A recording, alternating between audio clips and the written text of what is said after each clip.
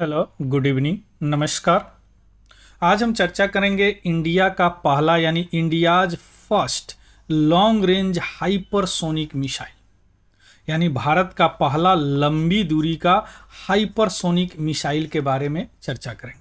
अब इसमें कई चीज़ हम देखेंगे, जैसे हाइपरसोनिक मिसाइल क्या होते हैं, लॉन्ग रेंज हाइपरसोनिक मिसाइल क्या होते हैं, कितने तरह के हाइपरसोनिक मिसाइल होते हैं, या ये अचीवमेंट क्यों सिग्निफिकेंट महत्वपूर्ण है भारत के लिए, सारी चीज़ अभी हम चर्चा करते हैं। चलिए शुरू करते हैं। भारत का यानी इंडिया का defence research and development organisation DRDO, जो कि डिफेंस का अपेक्स इंस्टीट्यूशन है, सबसे बड़ा इंस्टीट्यूशन है जो अपने लेबोरेटरी के साथ मिलके डिफेंस रिलेटेड चीज़ डेवलप करती है ना। 40 से ज़्यादा लेबोरेटरी पूरे देश में फैले हुए हैं। इन्होंने लॉन्ग रेंज, पहली बार लॉन्ग रेंज हाइपरसोनिक मिसाइल यानी लंबी दूरी का हाइपरसोनिक मिसाइल का फ्लाइट टेस्ट किया है, सक्सेसफुली हो गया। कहाँ से? Doctor APJ Abdul Kalam island है जो उड़ीसा के कोस्ट से यानी तट से दूर है। कब? 17 नवंबर 2024 यानी 17 नवंबर 2024 का।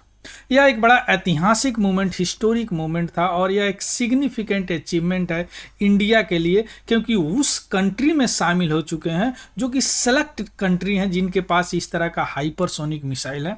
ऐसा रक्षा मंत्री श्री राजनाथ सिंह ने इस मिसाइल के सक्सेसफुली फ्लाइट टेस्ट पे बोले। क्लियर। अब जो यह मिसाइल है लॉन्ग रेंज है, लॉन्ग रेंज मीन्स लगभग 1500 किलोमीटर से ज़्यादा दूरी का यह मिसाइल मार सकता है।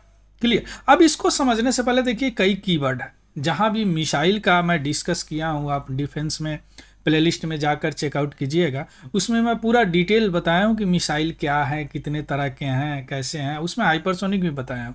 अब इसमें जो हाइपरसोनिक मिसाइल को समझने के लिए यहाँ हम थोड़ा सा मिसाइल के बारे में बताएंगे, उसके बाद में इस न्यूज़ को आगे बढ़ाते हैं। चलिए देखिए, मिसाइल जो है नेचर के अनुसार यानी जो जैसे पाथ यानी रास्ता से वह मारते हैं अपने टारगेट को, उसके हिसाब से दो तरह के मिसाइल होते हैं। एक तो होते हैं बैलिस्टिक मिसाइल और एक होते हैं क्रूज मिसाइल। बैलिस्टिक मिसाइल देखिए, ये सबसे पहले स्पेस में जाते हैं, यहाँ तक आपका फ्यूल यूज होता है इसमें।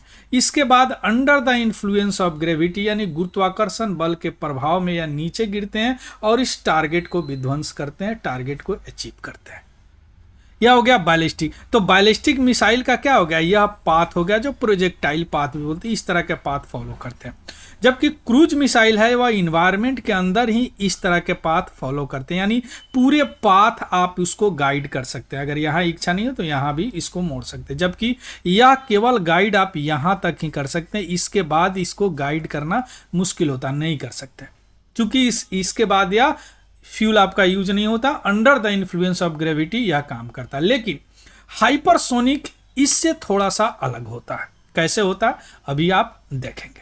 इसके अलावा लॉन्च मोड के आधार पे भी 8 तरह के मिसाइल होते हैं। जैसे मान लीजिए कि सरफेस से लॉन्च कर रहे हैं और टारगेट भी सरफेस पे है तो उसको सरफेस टू सरफेस, या ग्राउंड टू एयर, सरफेस से लॉन्च कर रहे हैं टारगेट एयर में है, surface to air, ground to air. इसी तरह surface to sea, air to air, है ना, यानी एयर से ही लॉन्च कर रहे हैं और एयर पे ही है। एयर टू सरफेस, है ना, air sea to sea, sea to surface, और एंटी टैंक यानी टैंक के लिए।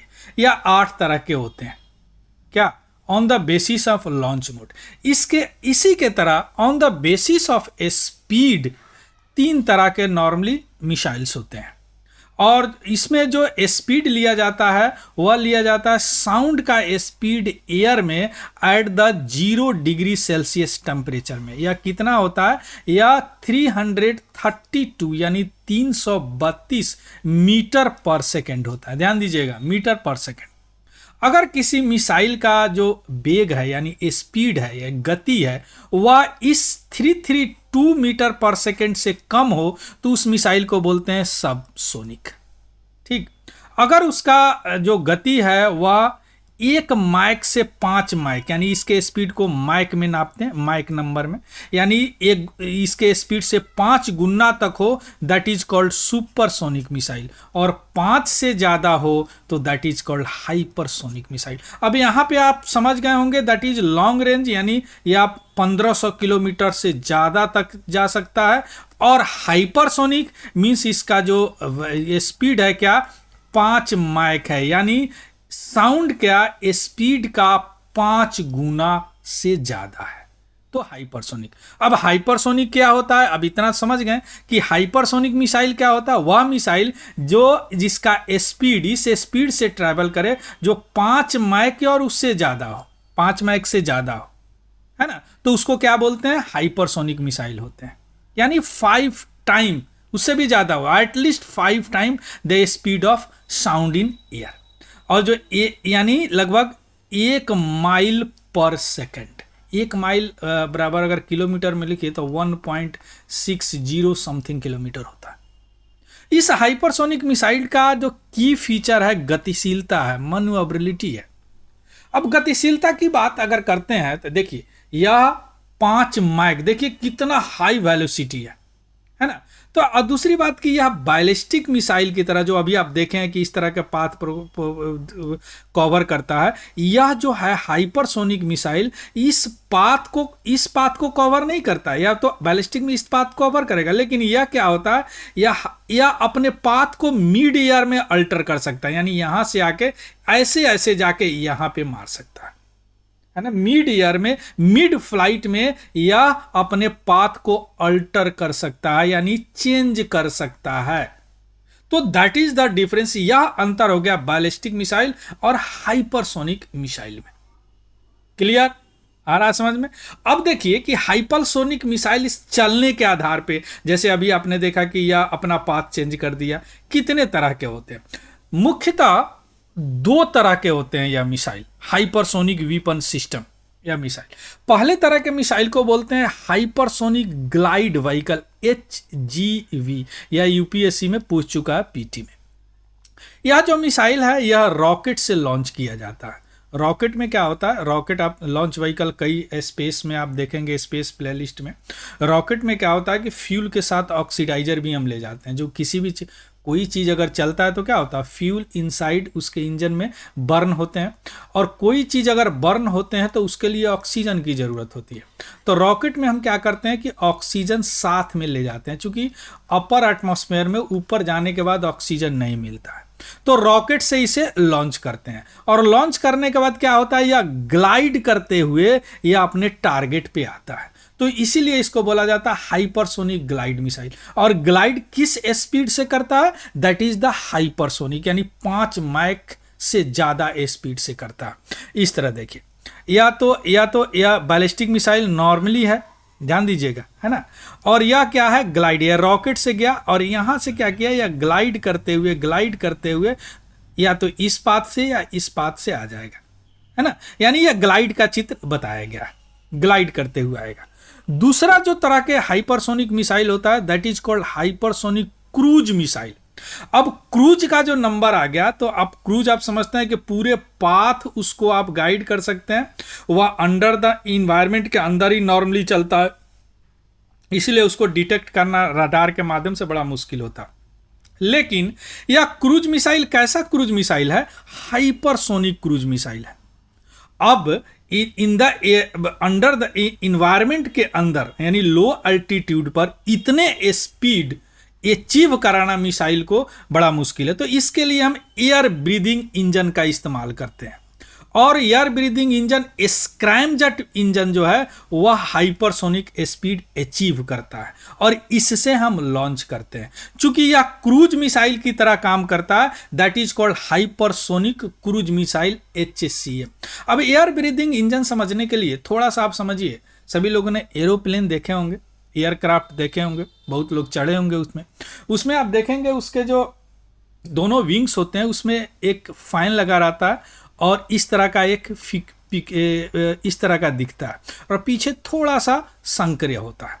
तो इधर से क्या होता है, हवा सक करता है उसका फैन, और इसमें क्या होते हैं, फ्यूल बर्न होते हैं। जब हवा यहाँ आता है तो क्या होता है, टेम्परेचर के कारण, आप जानते हैं कोई चीज़ टेम्परेचर का गर्म होने के बाद क्या होता है, फैल जाता है।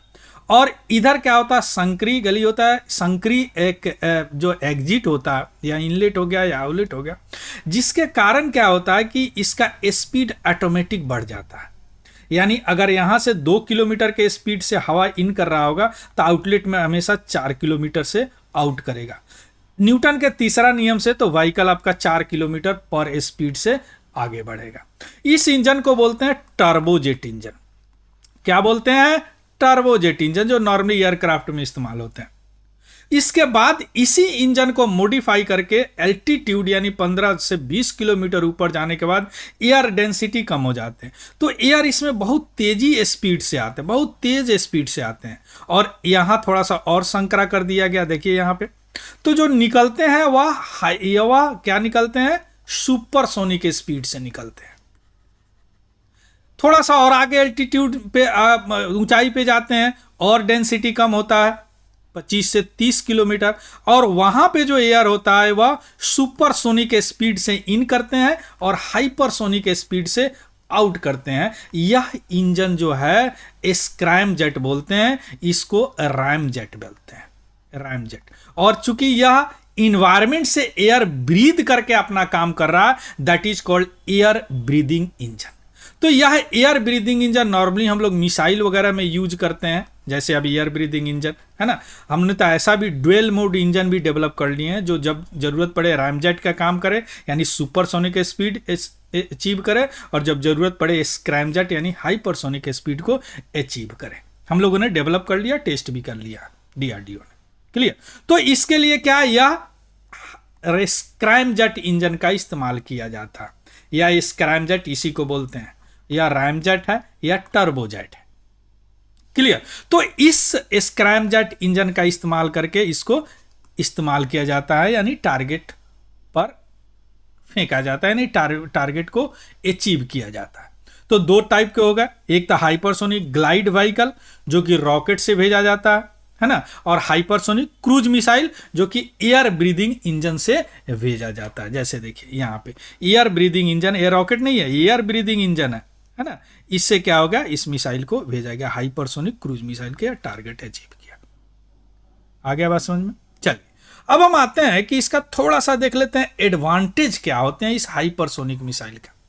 इतना तो समझ गए, चूंकि लॉन्ग रेंज स्ट्राइक करता है ना, तो कुछ ऐसे चीज होते हैं बहुत डिस्टेंट पे हो, बहुत दूरी पे हो, वह टाइम क्रिटिकल टारगेट हो, जैसे मोबाइल कोई इस तरह का चीज हो जो गति में घूम रहा है, यहाँ पे है और तुरंत यहाँ पे आ गया, तो उस स्थिति में इस मिसाइल का इस्तेमाल बड़ा सिग्निफिकेंट होता है, महत्वपूर्ण होता है, और यह टारगेट को अचीव करता है। इसके अलावा यह जो मिसाइल है कोई भी हथियार तो ले जा सकता है, लेकिन काइनेटिक एनर्जी डिस्ट्रक्शन इसका बड़ा हेवी होता है, चूंकि स्पीड से इतना जाता है, हाइपरसोनिक स्पीड, कि किसी भी टारगेट को, यानी ये अंडरग्राउंड को भी यह टारगेट को अचीव कर लेता है, अगर उसमें विदाउट एक्सप्लोसिव, कोई एक्सप्लोसिव नहीं होते, इतना स्पीड होता है कि अंडरग्राउंड टारगेट को भी अचीव कर देता है। और दूसरा बात कि यह जो नीचे से चलता है, लोअर एल्टीट्यूड से चलता है, तो इसलिए इसको डिटेक्ट करना बड़ा मुश्किल होता है बैलिस्टिक मिसाइल की तरह। यानी बैलिस्टिक मिसाइल ऐसे जाता है या इसके जाने के बाद ग्लाइड करके या क्रूज करके यहां से जा सकता है। ये हो गया एडवांटेज, यानी रेस्पॉन्सिव लॉन्ग रेंज स्ट्राइक होता है, काइनेटिक एनर्जी डिस्ट्रक्शन होता है, गतिज ऊर्जा, यानी वह ऊर्जा जो गति के कारण हो, है ना। पोटेंशियल एनर्जी और काइनेटिक एनर्जी याद होगा, स्कूल डेज में पढ़े होंगे। और इसको डिटेक्ट करना, इंटरसेप्ट करना बड़ा मुश्किल होता है, क्यों? चूंकि ये लोअर एल्टीट्यूड पे चलता है।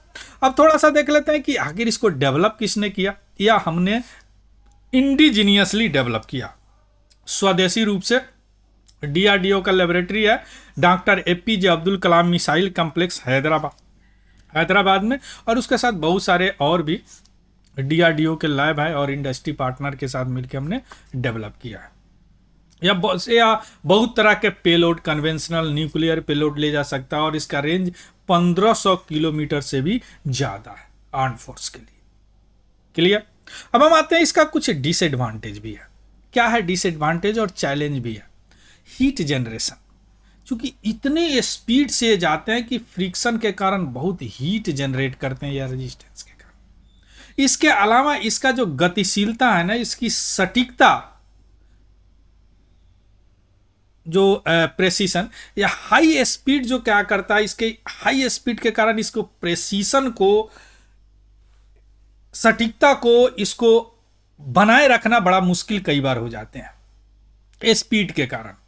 तो इसके लिए एडवांस गाइडेंस सिस्टम की जरूरत पड़ती है। अब और उसके बाद में भी कम्युनिकेशन इशू भी होते हैं कि जहाँ से चलाए जा रहे हैं, जहाँ पहुँच रहे हैं, इतना हाई स्पीड है कि कई बार डिफ़िकल्ट हो जाता है कि इसको कम्युनिकेट अच्छी तरह से कर सकें। यानी टारगेट यहाँ, अगर मूविंग टारगेट यहाँ आ गया तो बड़ा मुश्किल होता है इसको थोड़ा सा गाइड करना। वाई? बिकॉज इसका हाइपरसोनिक स्पीड है। और इसके अलावा इस मिसाइल का डेवलपमेंट कॉस्ट यानी विकास लागत भी बड़ा हेवी है, यानी एक्सपेंसिव है, बड़ा खर्चीला मिसाइल है। क्लियर? अब हम आते हैं कि शुरू में हमने बोला था कि हाइपर कुछ देश में हमने शामिल हो गए, तो किस किस देश में इस तरह का मिसाइल है, यानी ग्लोबल स्टेटस क्या है हाइपरसोनिक मिसाइल डेवलपमेंट का। देखिए रसिया जो है उसका बड़ा एडवांस हाइपरसोनिक मिसाइल है, जैसे किंजाल, इसका इस्तेमाल 2022 में यानी रसिया यूक्रेन युद्ध में इन्होंने किया था पहली बार। चाइना भी हाइपरसोनिक मिसाइल टेक्नोलॉजी में रसिया के करीब करीब बराबर है या उससे आगे भी जा रहा है। यूनाइटेड स्टेट्स के पास भी हाइपरसोनिक मिसाइल है और बहुत सारे इन्वेस्टमेंट या रिसेंट ईयर में भी किए हैं। इसके अलावा भी फ्रांस हो गया, जर्मनी हो गया, ऑस्ट्रेलिया हो गया, जापान हो गया, ईरान और इजराइल हो गया, जो अभी रीजनल कन्फ्लिक्ट में लोग चल रहे हैं, इनके पास भी हाइपरसोनिक मिसाइल है। क्लियर? इन सारी चीज़ों को जो भी हमने अभी डिस्कस किया, इसका पीडीएफ हमारा टेलीग्राम चैनल है तिवारी जनरल स्टडी, हालांकि डिस्क्रिप्शन में मैं लिंक डाल दूंगा, वहाँ से आपको मिल जाएगा, वहाँ से देख लीजिएगा, उसको भी ज्वाइन कर लीजिएगा। अगर इन्फॉर्मेटिव लगा हो तो प्लीज़ लाइक, शेयर और सब्सक्राइब जरूर कीजिएगा, और कोई अगर डाउट हो तो कमेंट सेक्शन में ज़रूर बताइएगा। So thank you, have a good day and happy learning. Thank you very much.